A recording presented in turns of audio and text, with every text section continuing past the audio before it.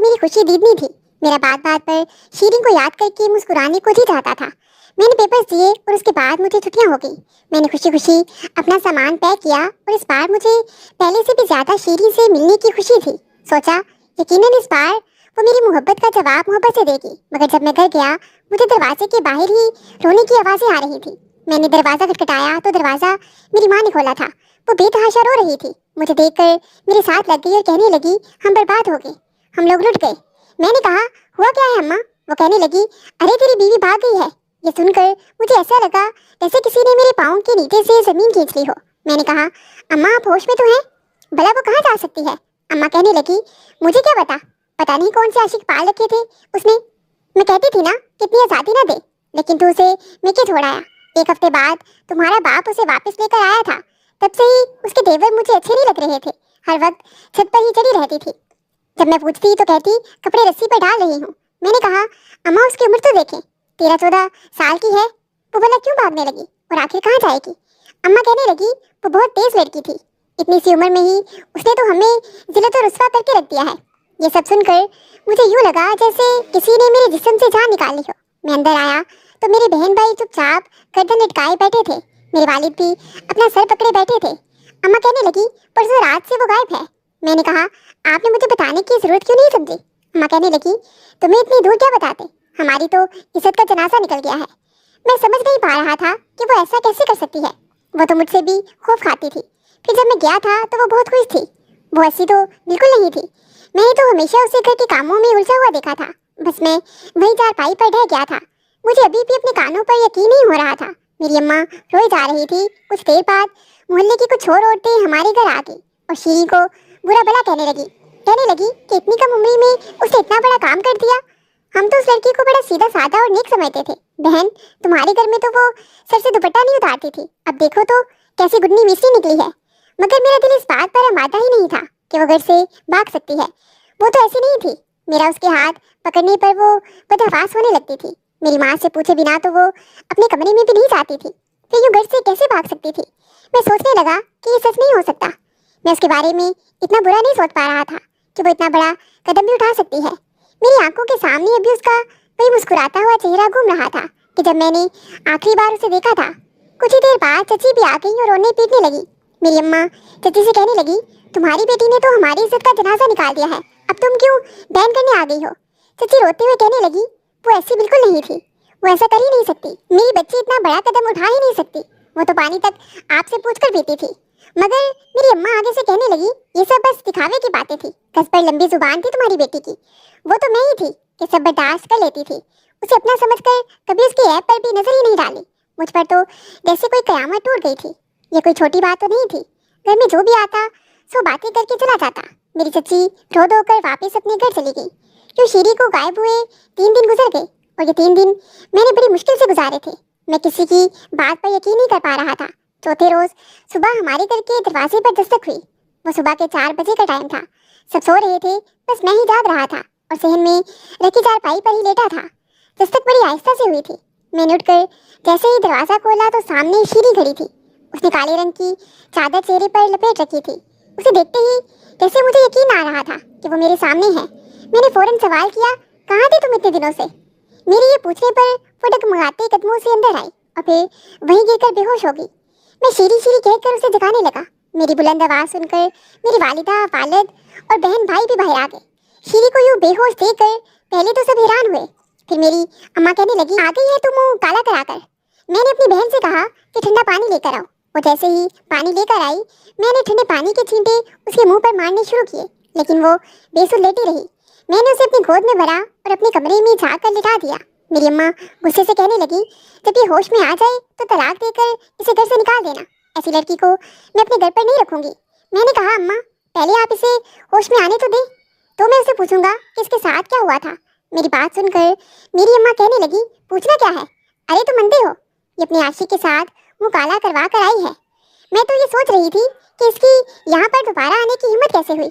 मेरे माँ बाप गुस्से में थे और मेरे वालिद भी कहने लगे कि हम इस लड़की को अपने घर में नहीं रखेंगे।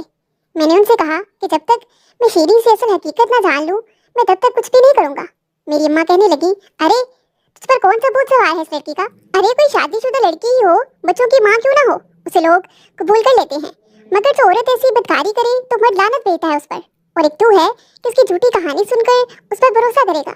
मैंने कहा, अम्मा बात उसे करनी पड़ेगी, ये कोई गाय बैल या बकरी नहीं है, बल्कि मेरी बीवी है।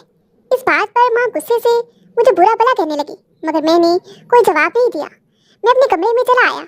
मेरी माँ बाहर से चिल्ला चिल्ला कर शोर मचा रही थी, क्या बदबख्त उसके कमरे में क्या करने गया है? अरे वो तो तेरे काबिल ही नहीं रही। मैं शीरी के पास आ गया। जब मैंने उसके चेहरे की जानिब देखा तो उसकी रंगत पीली पड़ चुकी थी। मैं उसके पास बैठ गया। आंखों के गिर्द हल्के गहरे पड़ चुके थे, चेहरे की रौनक बिल्कुल खत्म हो चुकी थी। मैंने उसके बाल सुलाने शुरू किए। धीरे धीरे से कहा, शीरी। मैंने देखा उसके चेहरे पर अजीब सी बेचैनी थी। वो होश में नहीं थी, लेकिन मेरा हाथ पीछे झटक दिया। कहने लगी, मेरे पास मत आना, खुदा के लिए मेरे पास मत आना। वो डर रही थी, खौफ खा रही थी। एकदम से जैसे उसकी आंख खुली, उसने पहले तो कमरे को देखा, फिर मेरी तरफ देखा और एकदम से उठकर बैठ गई। कहने लगी, शफी मुझे बचा लो, और फिर से रोने लगी। मैंने कहा, मुझे बताओ क्या हुआ है। इससे पहले कि वो कुछ कहती, वो किसी गहरी सोच में खो गई थी। फिर खौफ के मारे नहीं में सर हिलाने लगी। कहने लगी, नहीं नहीं कुछ नहीं। ये कहकर दोबारा से बेड पर लेट कर रोने लगी। मैंने कहा, मुझे बताओ क्या हुआ है। वो कहने लगी, कुछ नहीं हुआ, कुछ नहीं हुआ। ये कहकर वो फिर से सोने की एक्टिंग करने लगी। मैंने कहा, मुझे बताओ तो सही, तुम कहाँ गई थी। वो चुप हो गई। फिर कहने लगी, मैं कुछ नहीं बता सकती, कुछ भी नहीं बता सकती। अगर बता भी दूँ तो कोई भी मेरी बात पर यकीन नहीं कर सकता। मुझे बताओ, जो अम्मा कह रही हैं क्या वो सच है।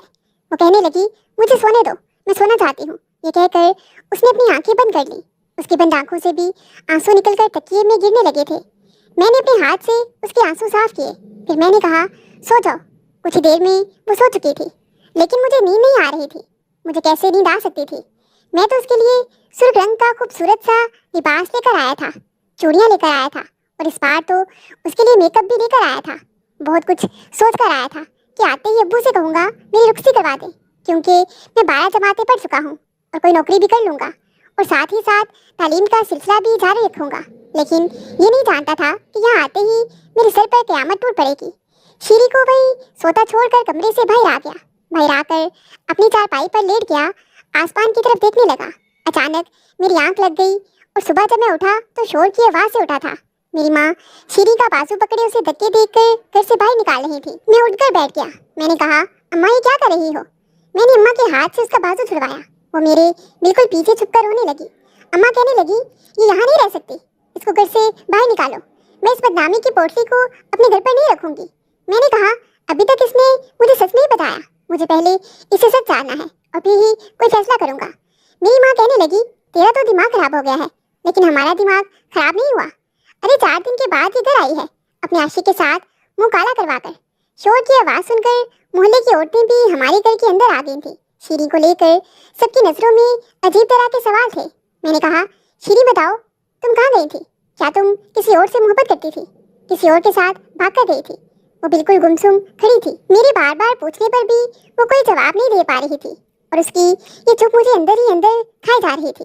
मैंने कहा, शीरी मैं पूछ रहा हूँ कुछ तुमसे, बताओ मुझे, क्यों कुछ बोल नहीं रही हो तुम?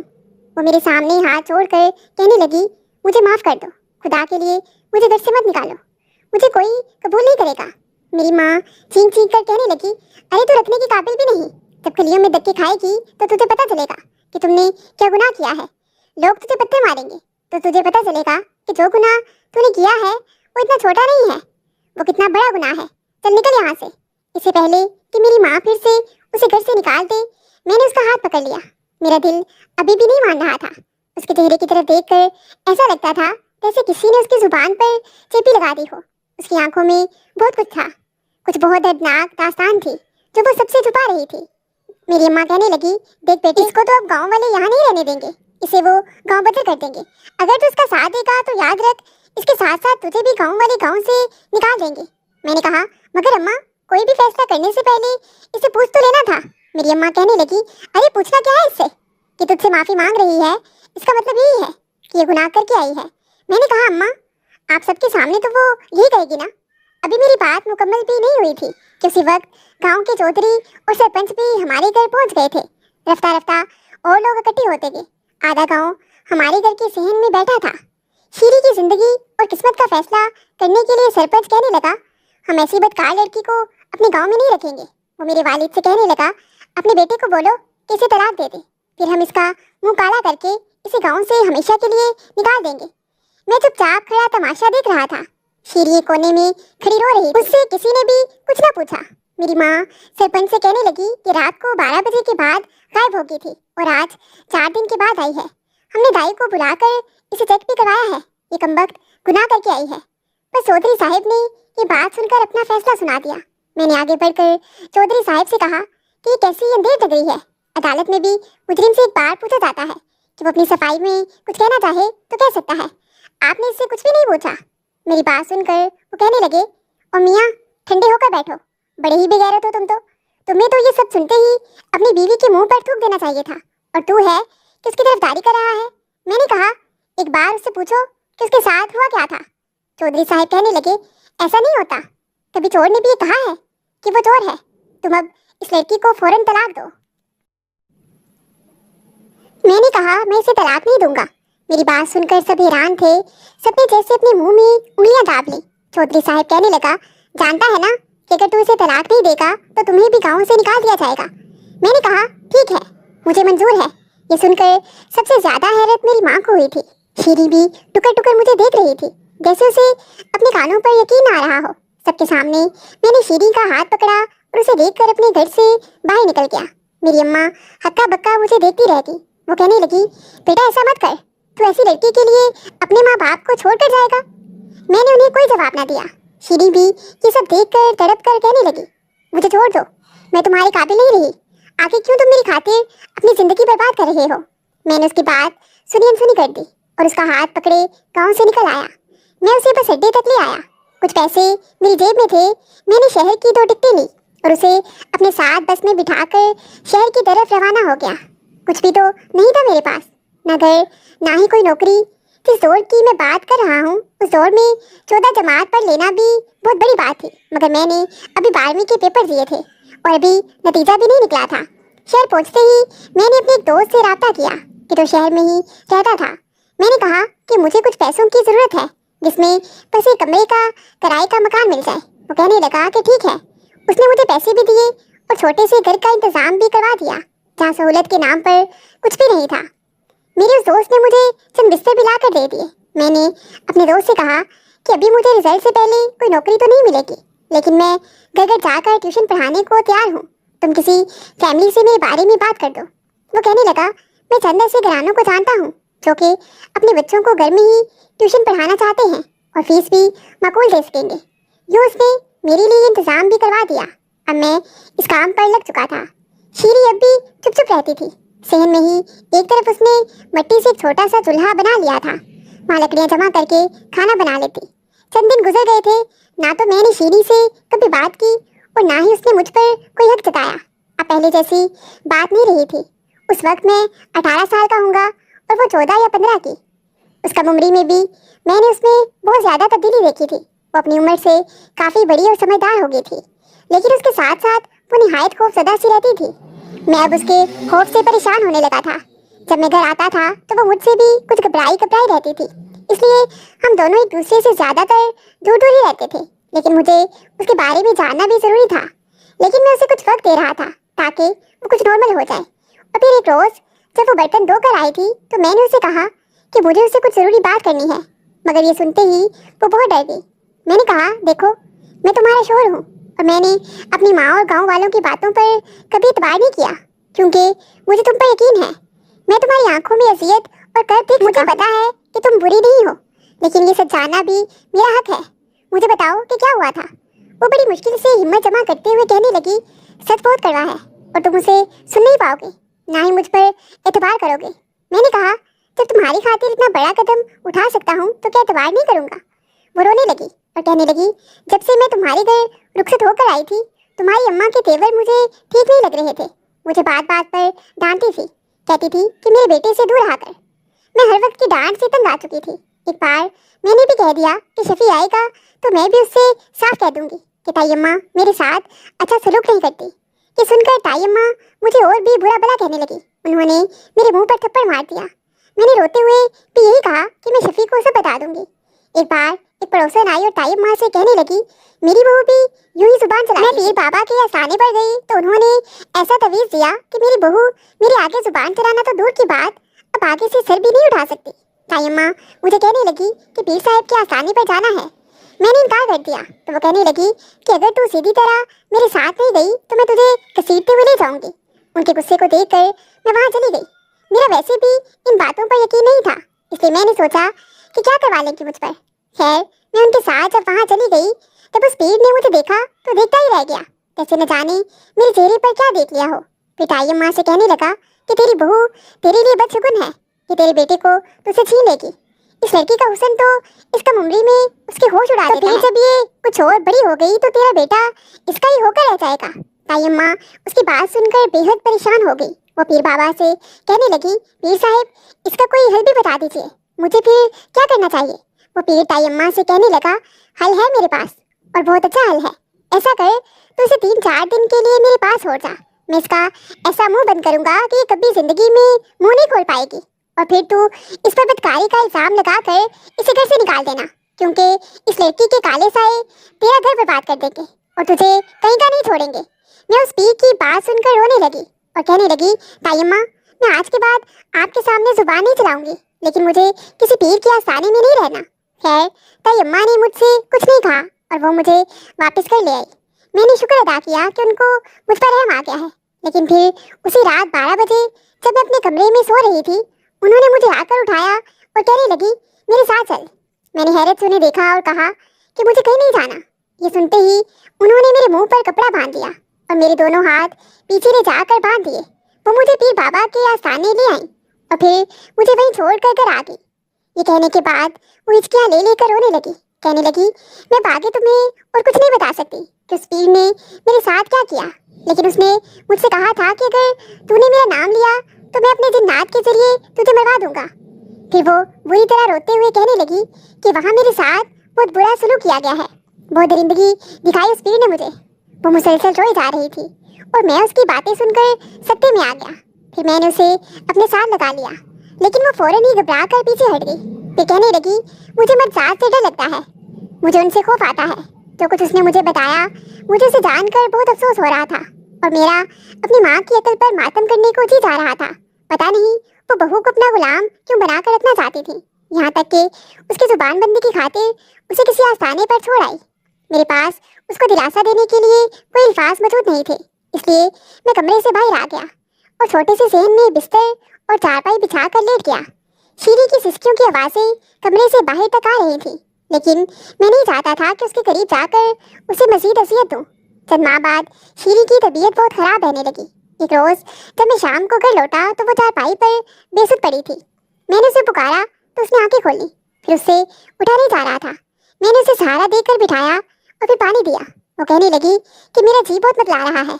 मैं उसे डॉक्टर के पास लेकर गया, मगर जो खबर डॉक्टर ने मुझे सुनाई वो मेरे लिए सुनना बहुत मुश्किल था। वो कहने लगी कि ये हमला है।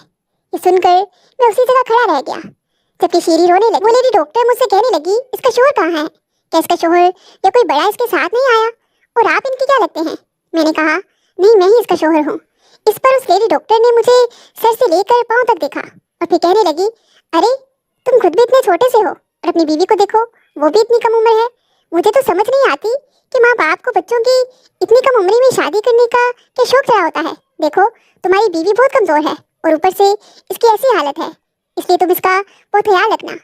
मैंने बड़ी मुश्किल से बस इतना कहा कि मैं ये बच्चा नहीं चाहता। वो कहने लगी, ये तो तुम्हें पहले सोचना चाहिए था, अब तो और भी ज़्यादा पेचीदगियाँ हो सकती हैं कि पहले ही बहुत कमज़ोर है, इससे तुम ये कह रहे हो कि अबॉर्शन करवाना है। देखो तुम्हारी बीवी इस चीज़ की मुतहम्मिल नहीं हो सकती, इससे इसकी जान भी जा सकती है। ये सुनकर मैं खुद भी परेशान हो गया था, लेकिन शीरी के आंसू नहीं थम रहे थे। मैं दवाइयाँ वगैरह लेकर घर आ गया। घर आकर शीरी मेरे पास आई और कहने लगी, मुझे अपने आप से यकीन आने लगी है, मैं इतनी बड़ी अज़ियत नहीं सह सकती। मैंने फिर भी उसे हौसला दिया। इस कड़े वक्त में मैंने उसे कैसे संभाला कि मैं ही जानता था। एक तकलीफ से मैं भी गुजर रहा था, मगर मैं उसे छुपाए हुए था। किसी मर्द के लिए भी ये बात आसान नहीं होती कि उसकी बीवी किसी और के बच्चे की माँ बनने वाली थी, लेकिन मैं कमज़ोर नहीं था। पूरा अरसा मैंने उसे संभाला और उसे ये महसूस ना होने दिया कि वो कोई मुजरिम है। इस दौरान मैंने प्राइवेट तालीम का सिलसिला भी जारी रखा, साथ ट्यूशन भी पढ़ाता रहा। मैं हंसने हंसाने वाला इंसान अब एक संजीदा इंसान बन के रह गया था। वक्त मुकर्रा पर शीरी ने एक बेटे को जन्म दिया। जब नर्स ने बेटे को उसकी गोद में डालना चाहा तो उसने बच्चे की तरफ देखा तक नहीं था, वो बस रोई जा रही थी। फिर मुझसे कहने लगी कि इसे किसी बेऔलाद जोड़े को दे दो, मैं उसे नहीं संभाल सकती। ये मेरी आंखों के सामने रहेगा तो मुझे हमेशा वो बुरा वक्त याद करवाता रहेगा। मेरे लिए भी उसे कबूल करना तो काफ़ी मुश्किल था, लेकिन फिर भी मैंने सोचा कि इस बच्चे का क्या कसूर कि जो अभी इस दुनिया में आया है। मैं उसे खुद पालूंगा, उसकी अच्छी तरबियत करूंगा। और शीरी का भी क्या कसूर कि उससे उसका बेटा अलग होता। कसूरवार तो मेरी माँ थी और वो पीर था। वो बच्चा मेरे ही घर पलने लगा। बहुत जल्द मुझे एक अच्छी सी नौकरी मिल गई। शीरी उस बच्चे से ज़्यादा प्यार नहीं करती थी, लेकिन मैं अपना दिल बहुत बड़ा कर चुका था। उस बच्चे को अब बिल्कुल अपनी औलाद की तरह ही पाल रहा था। फिर एक रोज़ मुझे गाँव से ये खबर मिली कि मेरी माँ बहुत बीमार है और वो मुझसे मिलना चाहती है। मैं ये सुनते ही शीरी को लेकर गाँव चला गया। मेरी माँ वाकई बहुत बीमार थी। वो चारपाई पर लेटी मेरे सामने हाथ जोड़ रही थी। फिर मुझसे कहने लगी, मैंने तुम लोगों के साथ बहुत बुरा किया है, मैंने शीरी के साथ बहुत बुरा किया, इसीलिए देखो अल्लाह ने मुझे कैसी बीमारी लगाकर बिस्तर से लगा दिया है। ये कहकर वो सिसकियाँ लेकर रोने लगी। फिर मेरी माँ ने अपने जुर्म का इतराफ़ मेरे सामने कर लिया। अब के गाँव वालों को भी अकल आ गई थी कि शीरी बेकसूर थी। वो जान चुके थे कि जिन पर वो बहुत ज़्यादा यकीन रखते थे वो सभी भी वो ऐसे भेड़िए भी होते हैं। मैं अपनी माँ को अपने साथ शहर लेकर आया और उसका इलाज करवाया। कुछ ही महीनों में वो ठीक हो गई तो उन्हें गाँव छोड़ आया। लेकिन मैं गाँव वापस नहीं गया था, बल्कि अपनी रिहाइश शहर में ही रखी। किसी को भी ये नहीं बताया कि वो बच्चा किसका था और किसका नहीं, यहाँ तक कि अपनी माँ को भी नहीं। हमारी